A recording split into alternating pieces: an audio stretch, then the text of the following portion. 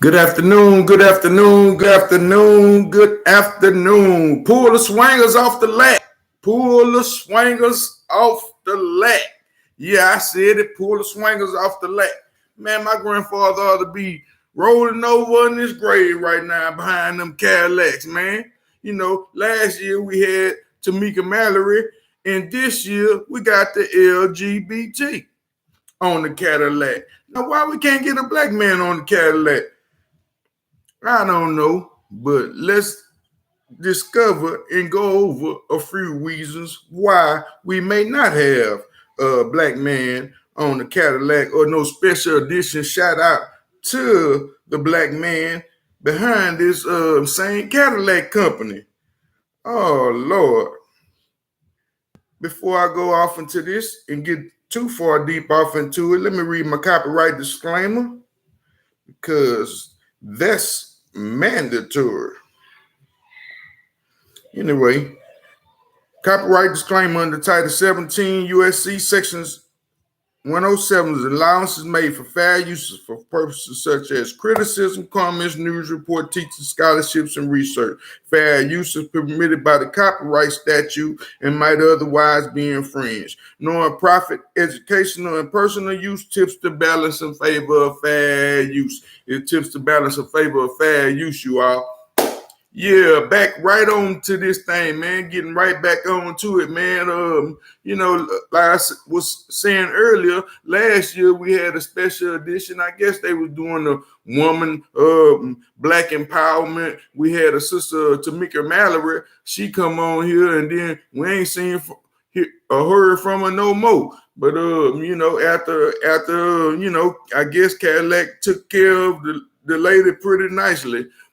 But anyway, from what I understand, it still wasn't a direct shout out to, you know, black men in general. You know, it was all about the black woman empowerment, more over on an anti-black man movement. You know, more like, you know, we the powerful black woman and we don't need a man at all type of, you know, or, you know, this was the type of, you know, commercial that they had put out initially. So, you know, it kind of, I believe that it did cause some controversy within our community. However, you know, I would like to address my own self, you know, from my own knowledge and understanding, man. I promise you, my grandfather had at least 13 Cadillacs. And this was all that the young, the older black men, when I was coming up as a child, that they prefer to drive. I mean, it was a big thing for a black man to have a Cadillac. I guess it was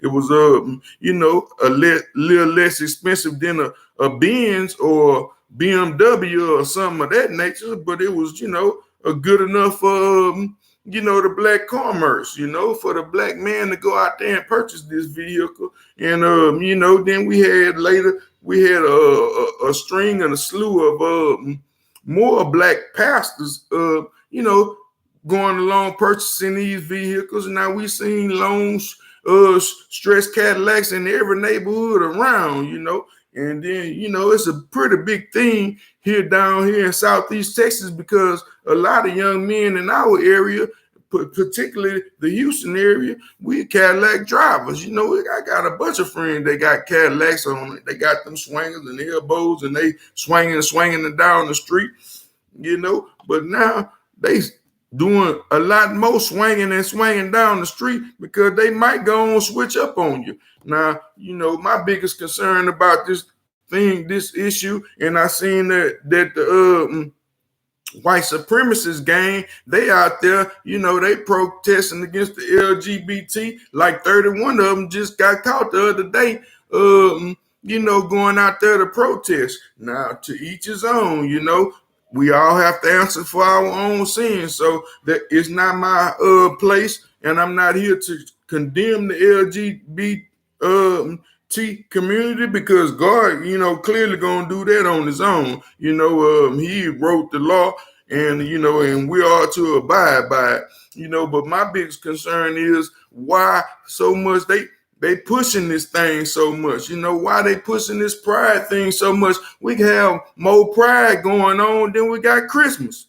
You know, we got more more Pride Month. We got more Pride days than we got the birth of Jesus. You know, we don't get Jesus and them, and he died for our sins. We don't give him or none of the prophets a whole month.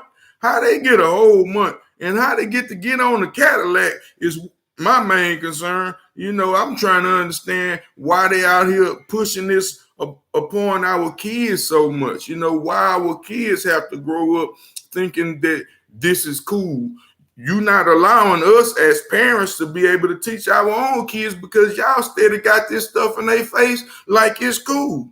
But you know, what's the next thing to come along after you tell a young, small little boy he can now be a girl? So he had to go on and take on the male the sexual male responsibilities of he now is a girl. So now they want to come along and possibly tell them the next step of what it means to be a girl. Man, it's just another short way to pedophilia, if you ask me, you know, quite clearly. But like I say, I'm gonna say that for another topic where I can come with some quite facts. But I do have some quite facts on the racism that has been displayed from the same company. Now, why do we go on as a black consumer community and steady support these type of things, steady support brands that don't like us, brands that we know is racism, like Gucci and the so forth and the so ons? Why do we continue to buy products that people have no interest in us? They have no interest whatsoever within the black community to see a better place for us or to try to won't you write reparations all across the Cadillac? You know, won't you do that? You know, if you that's stirring about everybody else having coming out. You know, won't y'all come out with that and let everybody be in on board with that? You know, because like I said, I want to show you all a small clip of how it was addressed that they just now hiring a black board member for GM in 1971, you all. 1971 was the first black member of the board. 1971. This is less than 55 years ago. This ain't nothing but 50 years ago how prejudiced this place was. And I'm going to show you all. You see what it say? GM elected first Negro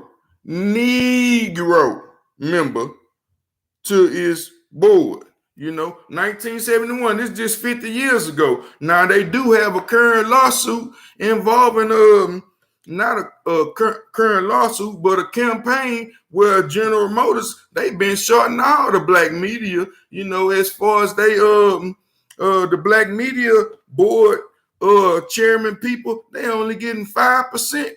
5% of their marketing income is only going to African Americans. And I do also have a clip of that. I can read a short portion of it for you, but I also added the clip at the bottom of the video, you know, and this is very current. And you give me one moment and I read a brief article. The campaign, and this is entitled, you know, and this is just April the 6th, you all. No, this was April the 6th of last year. But anyway, the campaign over racism at General Motors and the class character of identity politics. You know, a campaign by African American media millionaires over change of racism at General Motors concluded last week in an argument from the auto giant to quadruple its advertising spending with black-owned media over the next 4 years.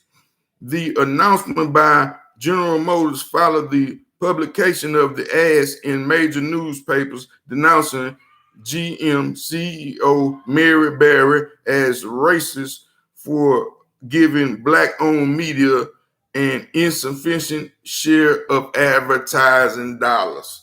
Man, they want to short us on everything, you know. Like I said, you know, I was just reading the other day. I even looked on Google, you all, and I was trying to look up the word, you know, I wasn't, you know, I was in the right mind frame. I'm feeling good. You know, I just want to look up the word Yahshua, you know, which is the Hebrew name for Jesus, you all. So if you didn't know that, so I want to look up baby Jesus in the manger, just, you know, just trying to find something close to what I can get to, you know, of, you know, seeing something that could possibly be, you know, something that people don't ask every day. Baby Jesus in the manger or baby Yahshua. But to make a long story short, I pronounced it in the Hebrew term and asked it the Hebrew name, and they still showed me a Caucasian baby. You know, that just go to say they want to rob us of everything, man. They want to take everything from you. They don't even want you to be yourself. They don't even want you to be a part of Christ. You know, let's alone be a part of something that you know that they have built, you know, that they feel like that you've been a part of building. So why should we continue to purchase these type of items? Why do we continue to make these type of companies wealth? You know, they have wealth from generation to generation to generation. Why do we buy and purchase things from brand name people that we know are racist, man? Pull the SWANGAs off the Cadillac, man. They can come down in some Lincolns if you ask me. Or they can go back to a Brook Park Ave before I ride down with a rainbow caddy. And that's square business. I'm out. Christ gang.